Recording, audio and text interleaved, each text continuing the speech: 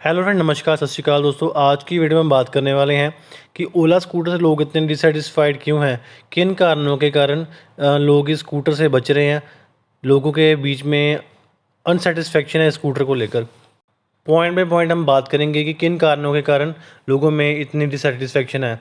तो पहले नंबर पे है कि ओला जो है वो नई कंपनी है इन टू व्हीलर मैन्युफैक्चरिंग सेगमेंट। तो एक तो ये कंपनी नहीं है, कोई तजर्बा नहीं था इसका। एक स्कूटर लिया यूरोप से जिसका नाम था ऐप स्कूटर, उसको एक्वायर किया एंड इंडिया में लेके आए। तो वहाँ की कंट्रीज़ में एंड इंडिया में काफ़ी फ़र्क है, लोगों के इनकम लेवल का, लोगों की सोच का, एंड जो सड़कें वगैरह हैं उसका भी बहुत सारा फ़र्क है दोनों देशों में। तो पहले नंबर पर कंपनी नहीं है, साथ में रेवोल्यूशनरी प्रोडक्ट है। तो दोस्तों, जिस टाइम पर ओला स्कूटर लॉन्च हुआ था तो उस टाइम पे मार्केट में हीरो था, ओकिनावा था, एथर भी था, प्योर के स्कूटर थे, सिंपल वन आने वाला था एंड जितेंद्र इलेक्ट्रिक के स्कूटर थे।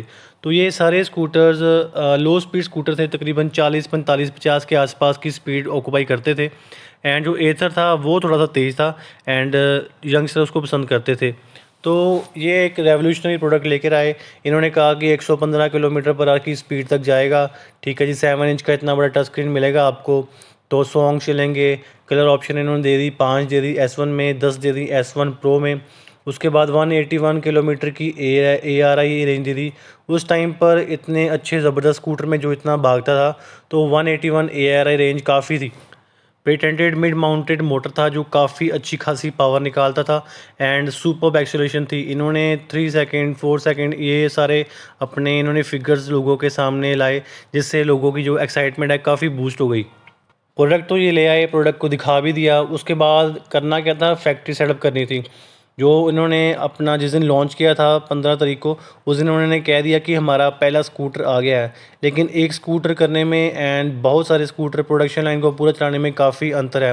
हाईटेक मशीन से कह रहे थे हम लगाएंगे एंड स्टाफ की ट्रेनिंग इन्होंने देनी थी, क्योंकि जब हम काम कोई नया स्टार्ट करते हैं तो काम में बहुत सारी दिक्कत आती है।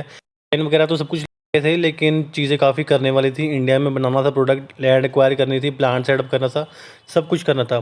तो उसके बाद जो मैं पॉइंट समझता हूँ वो है एक्सपेक्टेशन। इन्होंने हाइप कर दी बहुत ज़्यादा लोगों की। तो इन्होंने किया किया कि प्रोडक्ट को ले आए। प्रोडक्ट बड़ा अच्छा है जी, सुंदर है देखने में। सब्जेक्टिव होती हैं लुक्स, बाकी जो फीचर्स हैं वो बहुत ज़बरदस्त है स्कूटर में। आज भी इस लेवल के जो फीचर्स हैं वो नहीं है। हाँ, ओला इसको प्रॉपरली इम्प्लीमेंट नहीं कर पाया, लेकिन जो इन्होंने फीचर्स दिए थे उस टाइम पर वो क्लास लीडिंग थे।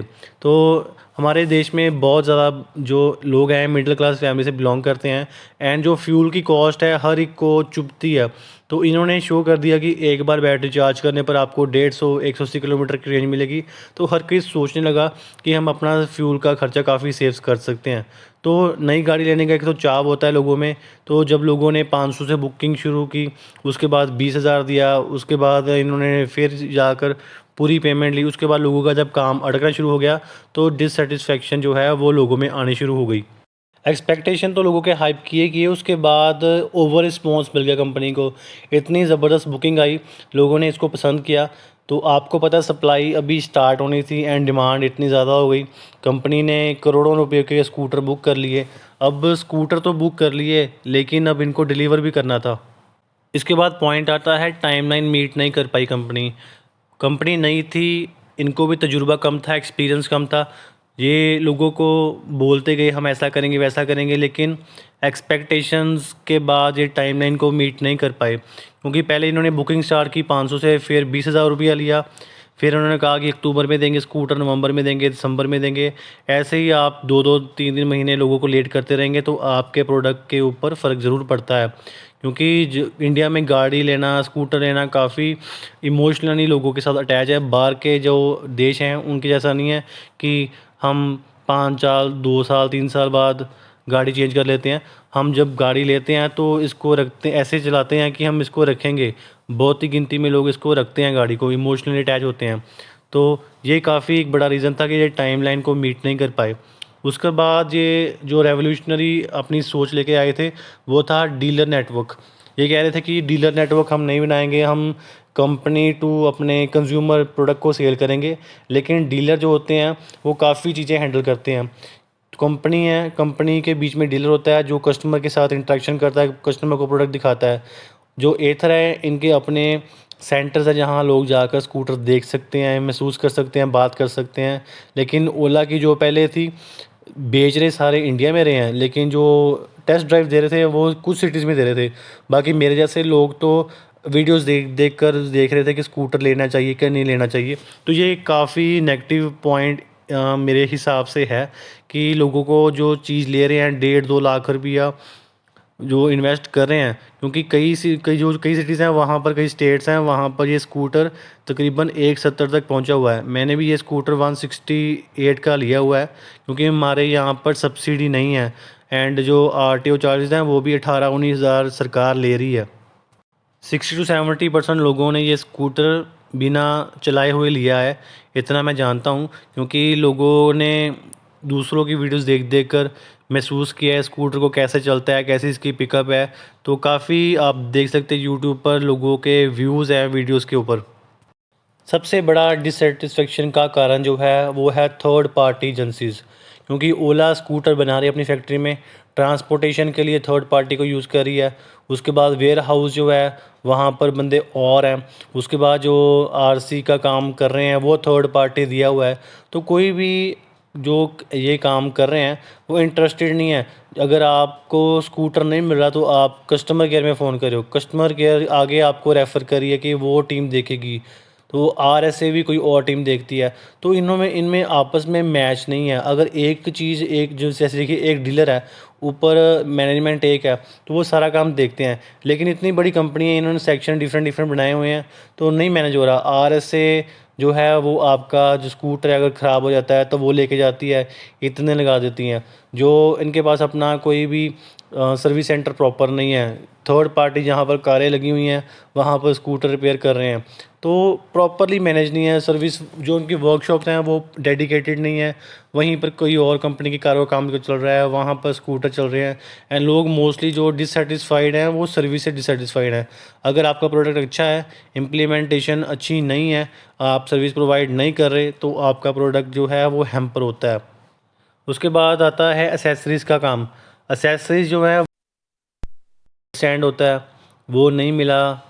जो इसकी जो बनावट है वो है क्रॉस लेग बैठने की, कि जैसे आदमी बैठते हैं वैसे बैठने की। लेकिन इंडिया में लेडीज़ जो सूट डालती हैं, साड़ी डालती हैं, उनके लिए मुश्किल आता है।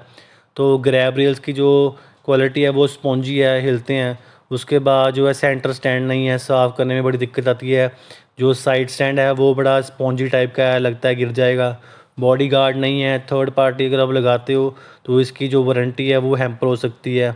ठीक है, ये काफ़ी चीज़ें हैं जो ओला को देखनी चाहिए, क्योंकि ये इतनी भी दूरदृष्टि वाली चीज़ें नहीं है जो कि ओला कर नहीं सकता, कर सकता है, लेकिन वो इनके पास ऑर्डर इतने हैं वो इतनी परवाह नहीं कर रहे। तो आरसी का काम जो है वो बिल्कुल भी ऑर्गेनाइज नहीं है, सब्सिडी का काम ऑर्गेनाइज नहीं है। लोगों को सब्सिडी के ओटीपी डिलीवरी के बाद भी आ रहे हैं, पेंडिंग पड़ी हैं आरसी बहुत लोगों की। एंड कई स्टेट में जो आरसी की रजिस्ट्रेशन है वो कोई और स्टेट से हो रहा है, कोई और स्टेट का नंबर लग रहा है।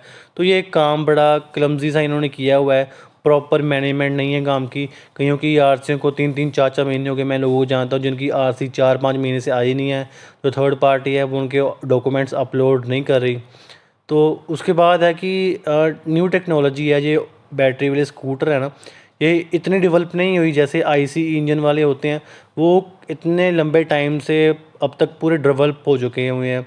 लेकिन ये जो टेक्नोलॉजी है इन्होंने मोटर तो बना ली, लेकिन जो बैटरीज़ हैं, बैटरीज़ दिक्कत पैदा कर रही हैं। सेल की बैलेंसिंग प्रॉपर नहीं हुई, कईयों का स्कूटर रास्ते में बंद हो रहा है। तो ये सिर्फ ओला का नहीं है, और भी कंपनीज़ में प्रॉब्लम आ रही है। टीवीएस के स्कूटर में भी आ रही है, एथर में भी आ रही है। एथर विद टाइम डेवलप हो चुका हुआ है, तो उनका थोड़ी सी अप्रोच हो रहा है। एंड ओला का स्कूटर मास ज़्यादा ज़्यादा बिक चुके हैं, लोगों में चीज़ है देखने की ओला, इसलिए जो नेगेटिव चीज़ होती है वो ज़्यादा फैलती है।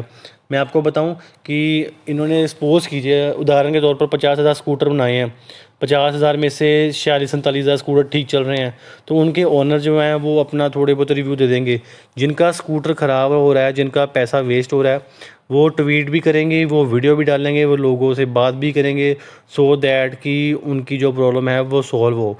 या तो कंपनी को चाहिए ना कि जो उनके कस्टमर डिससेटिस्फाइड हैं उनका प्रोडक्ट ठीक करके दें एंड अपने कस्टमर को सर्विस देकर उनको भी सेटिस्फाइड करें। जो लास्ट पॉइंट मुझे लगता है वो है सब्सिडी का। सब्सिडी में ऐसा है कि ये कर रहे हैं कि सेंटर की सब्सिडी हम आपको एडजस्ट करके देंगे, स्टेट की आप बाद में लेंगे। दिल्ली में ये देखिए, दिल्ली में इनका पहले तो रजिस्टर्ड ही नहीं था सरकार के साथ, तो बॉम्बे में इनको अर्ली बर्ड सब्सिडी मिल रही थी, उसके बाद कॉस्ट में से कट होकर मिल रही थी। लेकिन बाद में इनका महाराष्ट्र में भी कोई चक्कर पड़ गया, उनके स्कूटर काफ़ी लेट लोगों को डिलीवर हो रहे हैं, तो प्रॉपरली सब कुछ मैनेज नहीं है। किस स्टेट में कुछ है, कुछ स्टेट में कुछ है। तो इससे होता क्या है कि वीडियोस देख देख कर लोग भी असमंजस में आ जाते हैं कि वहाँ पर ऐसा हो रहा है, वहाँ पर ऐसा हो रहा है, क्यों हो रहा है। एंड मैं जानता हूँ लोगों को जो स्कूटर है वो आरएसए में जाता है, तो पहले तो ठीक जाता है, तो बाद में जब वापस आता है तो उसके क्रैचेस पूरे होते हैं, हैंडलिंग बिल्कुल भी ठीक नहीं है। तो जिसका 1.5-2 लाख का स्कूटर जा रहा है, बाद में स्क्रैच डालकर वापस आएगा, तो उसको तो पिंच होगा भैया, ज़रूर होगा। तो ठीक है ना, हैंडलिंग वगैरह ठीक नहीं है। ये देखिए, आप अगर कोई भी सामान मंगवाते हो, 5-10 हज़ार का सामान मंगाते हो अमेज़ोन से, इतनी बढ़िया पैकिंग होकर सामान आता है, लेकिन जब आप स्कूटर लेने जा रहे हो, स्कूटर आपके घर पे आ रहा है, तो एक पतला सा कपड़ा चढ़ा होता है उसके ऊपर, ठीक है, तो उससे कोई प्रोटेक्शन नहीं है। ब्रांड चैंपियन अपना काम करके चला जाता है, अगर गाड़ी लेट होगी तो वो कहता है कि भैया मेरा काम नहीं है, वो गाड़ी वाला लेट हो रहा है, ठीक है। गाड़ी वाले से आप बात करते हो तो गाड़ी वाला कहता है आप मेरे से बात नहीं कर आप उससे बात कीजिए। तो एक दूसरे के ऊपर ब्लेम बड़ा डालते हैं, ये चीज़ ठीक होनी चाहिए अगर ओला सर्वाइव करना चाहती है तो। प्रोडक्ट बहुत अच्छा है, I give the thumbs up to the product, लेकिन इम्प्लीमेंटेशन एंड जो और चीज़ें चाहिए, गुड सर्विस चाहिए, वो प्रोवाइड होनी चाहिए। अदरवाइज़ जो अच्छी खासी चीज़ है वो भी बर्बाद हो जाती है अगर व्यवहार अच्छा नहीं है तो दोस्तों ये थे मेरे अकॉर्डिंग कुछ पॉइंट्स जो मैं समझता हूँ कि ओला कंपनी के जो प्रोडक्ट के से लोग डिससेटिस्फाइड हैं उसके कारण है। हाँ, बहुत ही गिनती में 70% लोग सेटिस्फाइड हैं इस प्रोडक्ट से, उनका अच्छा चल रहा है, लेकिन कुछ दोस्तों का जिनका ख़राब हो रहा है, बुरा चल रहा है, तो उनका प्रोडक्ट भी ज़रूर आपको ठीक होकर मिलना चाहिए। अगर वारंटी में है, अगर मैन्युफैक्चरिंग डिफेक्ट है तो बिल्कुल ठीक होना चाहिए। एक मोस्ट इंपॉर्टेंट पॉइंट है कि सॉफ्टवेयर इनका डेवलप नहीं हुआ। कभी कहते हैं कि जनवरी में देंगे, कभी कहते हैं फरवरी में देंगे, अब तक जून पहुंच चुका है लेकिन सॉफ्टवेयर तैयार नहीं हुआ। अगले हफ्ते कह कह के लोगों को टरका रहे हैं।